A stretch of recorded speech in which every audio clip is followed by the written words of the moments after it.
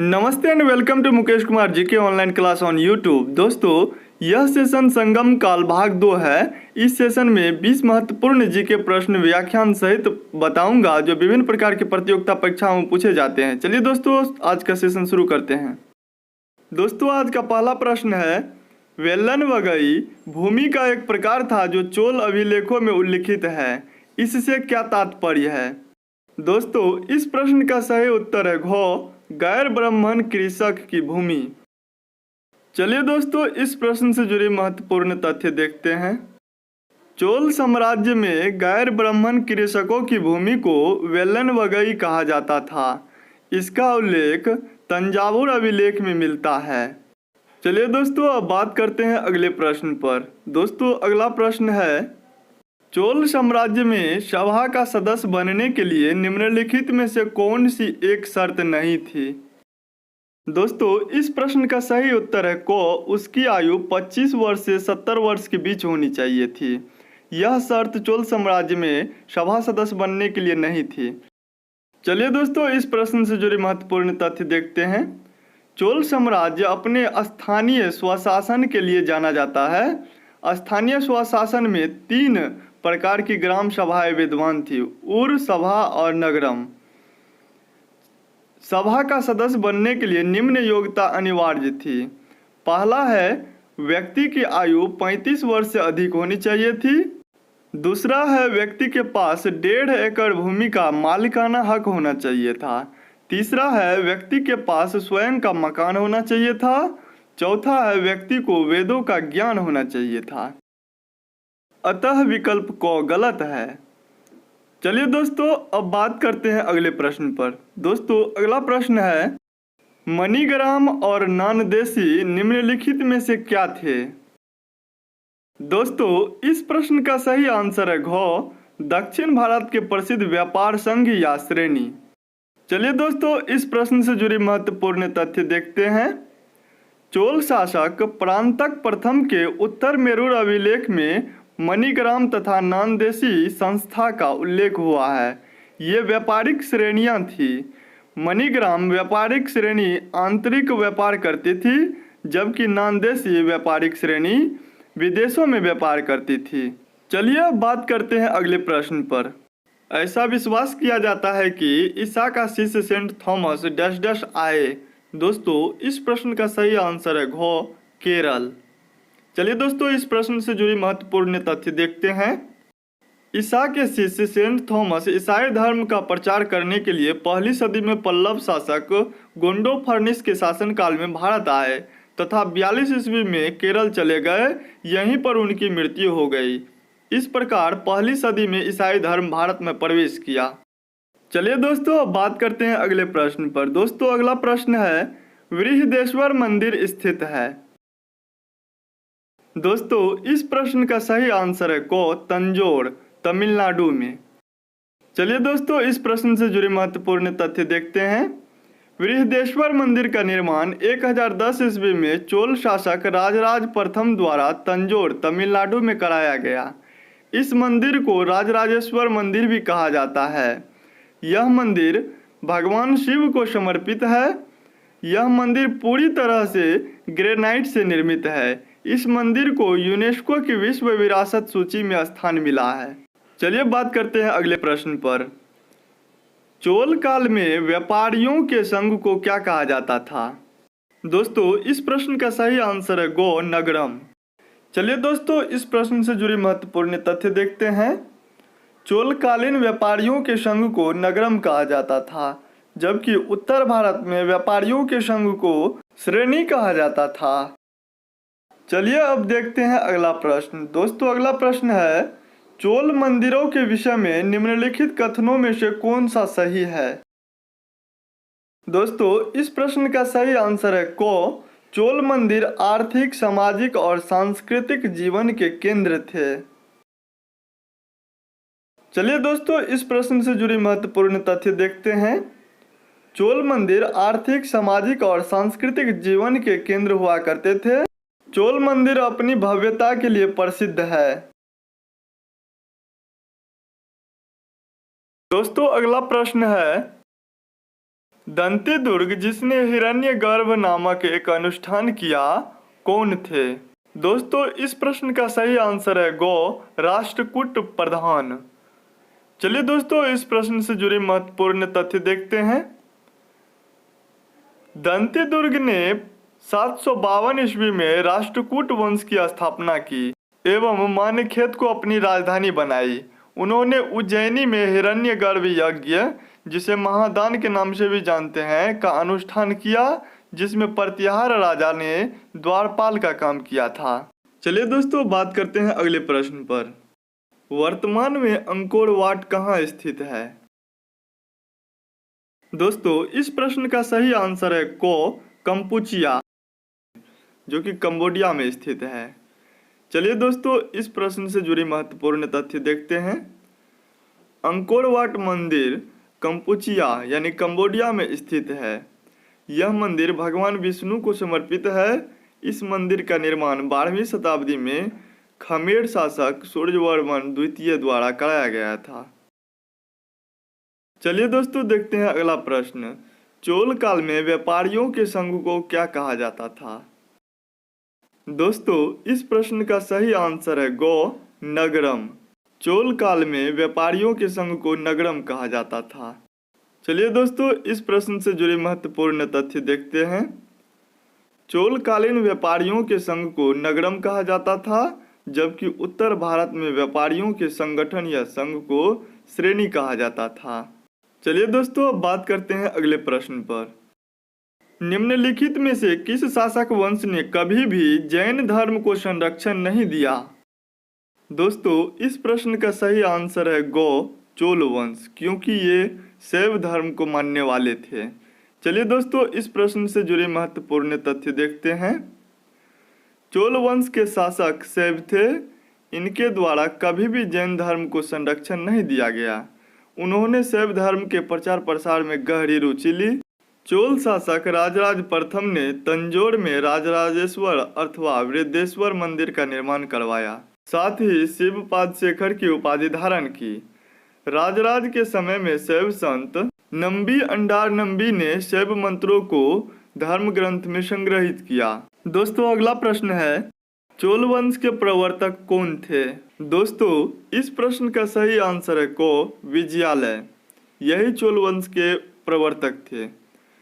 चलिए दोस्तों, इस प्रश्न से जुड़ी महत्वपूर्ण तथ्य देखते हैं।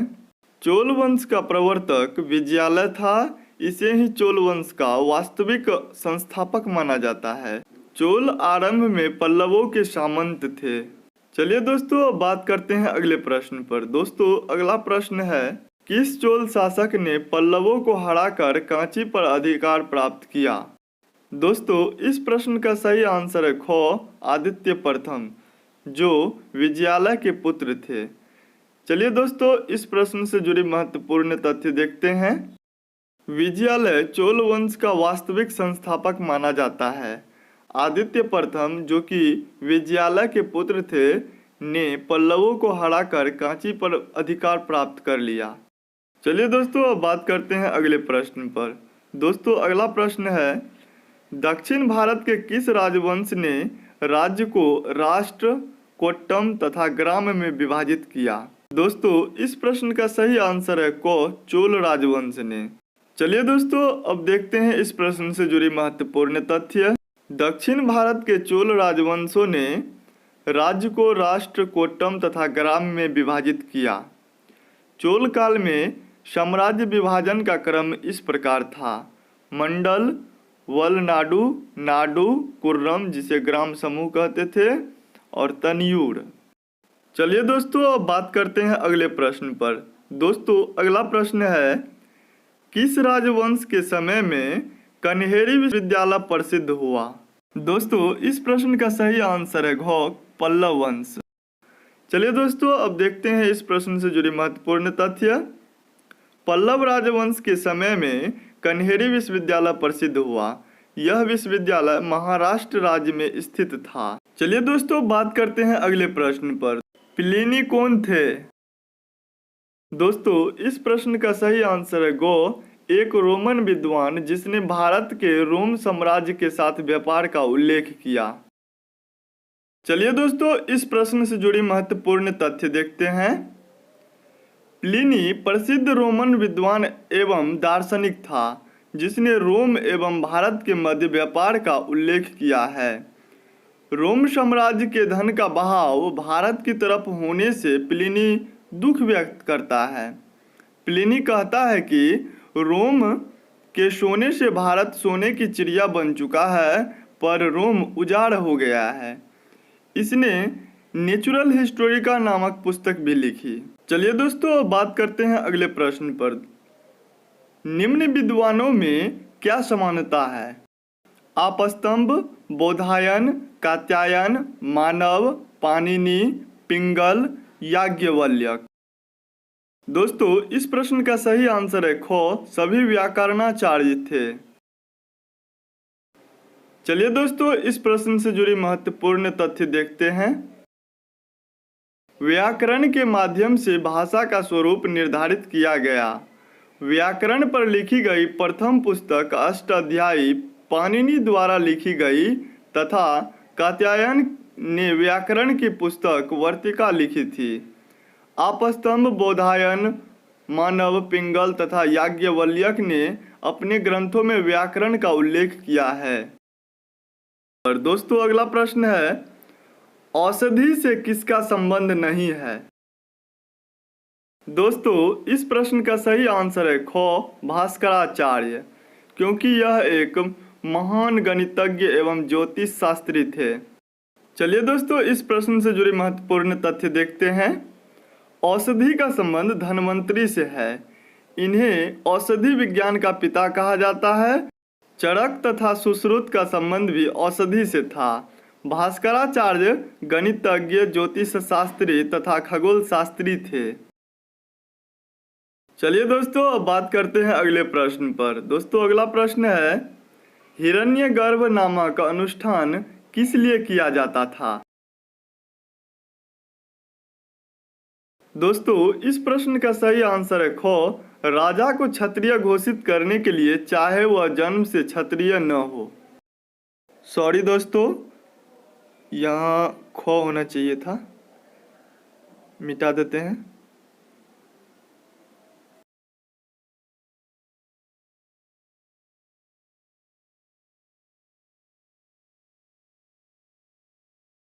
चलिए दोस्तों, इस प्रश्न से जुड़ी महत्वपूर्ण तथ्यों के बारे में देखते हैं। राजा को क्षत्रिय घोषित करने के लिए, चाहे वह जन्म से क्षत्रिय न हो, हिरण्यगर्भ नामक अनुष्ठान किया जाता था। राष्ट्रकूट शासक दंतीदुर्ग ने अपनी राजधानी उज्जैनी में हिरण्यगर्भ नामक यज्ञ का अनुष्ठान किया था। चलिए दोस्तों, बात करते हैं अगले प्रश्न पर। खजुराहो मंदिर का निर्माण किस शासक ने कराया? दोस्तों, इस प्रश्न का सही आंसर है घ, खजुराहो मंदिर का निर्माण चंदेल शासकों ने कराया। चलिए दोस्तों, इस प्रश्न से जुड़ी महत्वपूर्ण तथ्यों के बारे में देखते हैं। खजुराहो विश्व प्रसिद्ध मंदिर है जो मध्य प्रदेश के छतरपुर में स्थित है। इसका निर्माण 950 ईस्वी से 1050 ईस्वी के बीच चंदेल शासकों के द्वारा कराया गया। चंदेल शासकों में धंग, गंड तथा यशोवर्मन प्रमुख थे। चलिए दोस्तों, संगम काल से जुड़ी कुछ महत्वपूर्ण तथ्य देखते हैं। संगम काल के प्रशासन में प्रयोग होने वाले कुछ शब्द इस प्रकार है। दोस्तों, संगम कालीन प्रशासन में आज के युग में प्रयोग किए जाने वाले शब्दों से कुछ भिन्न शब्दों का प्रयोग किए जाते थे। जैसे संगम कालीन प्रशासन में मंत्री को अमेचार कहा जाता था। दोस्तों, दूत को दूतार कहा जाता था। गुप्तचर को ओरार कहा जाता था। पुरोहित को पुरोहितार कहा जाता था तथा सेनापति को सेनापतियार कहा जाता था। चलिए दोस्तों, पुरोनानरू नामक ग्रंथ में 4 वर्णों का उल्लेख मिलता है। इसके बारे में देखते हैं। दोस्तों, उन चारों वर्गों में पहला वर्ग जो था वो था सुड्डम वर्ग। दोस्तों, इस वर्ग में ब्राह्मणों एवं बुद्धिजीवियों को रखा गया था। अगला जो वर्ग था वह था टर्सर वर्ग। दोस्तों, इस वर्ग में शासक एवं योद्धाओं को रखा गया था। अगला वर्ग था बेनिगर वर्ग। दोस्तों इस वर्ग में व्यापारियों को रखा गया था। चलिए दोस्तों अगला वर्ग देखते हैं। अगला वर्ग था बेल्लाल वर्ग। दोस्तों इस वर्ग में किसान समूहों को रखा गया था। दोस्तों ये सारे तथ्य बहुत ही महत्वपूर्ण है। चलिए दोस्तों अगला तथ्य देखते हैं, जो है संगम कविताओं में भूमि के 5 प्रमुख प्रकार बताए गए हैं। दोस्तों ये प्रकार हैं, पहला है मुल्ले। ये मुल्लई देहाती भूमि को कहा जाता था। दूसरा है मरुदम, इसे कृषि भूमि कहा जाता है। तीसरा है पैले, जो कि रेगिस्तानी भूमि होता है। चौथा है नेथल, ये समुद्रवर्ती क्षेत्र का भूमि होता है। और पांचवा है कुरिंच, जो पहाड़ी भूमि होता है। दोस्तों अगला प्रमुख तथ्य है, संगम कालीन कुछ जनजातियां इस प्रकार थी। थोड़ा, इरुला, नागर और वेदर इस काल में पाए जाने वाली प्रमुख जनजातियां थी। चलिए दोस्तों संगम कालीन बंदरगाहों के बारे में देखते हैं। दोस्तों ये प्रमुख बंदरगाहें थी तोरी, मुसिरी, कोरकई, अरिकामेडु, मरकानम आदि। दोस्तों संगम कालीन कुछ महत्वपूर्ण तथ्य इस प्रकार भी है। विजयालय जो कि चोल शासक थे, उन्होंने मुट्टियारों को हराया और अपना राजधानी तंजोर अथवा तंजावुर में स्थापित किया। उन्होंने एक मंदिर भी बनवाया। उस मंदिर का नाम था निशुंभ सूदनी देवी का मंदिर।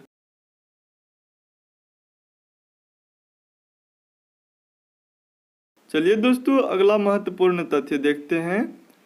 चोल वंश का प्रसिद्ध शासक राजराज प्रथम ने श्रीलंका को विजित कर इसका नाम मुमांडी चोलमंडलम रखा।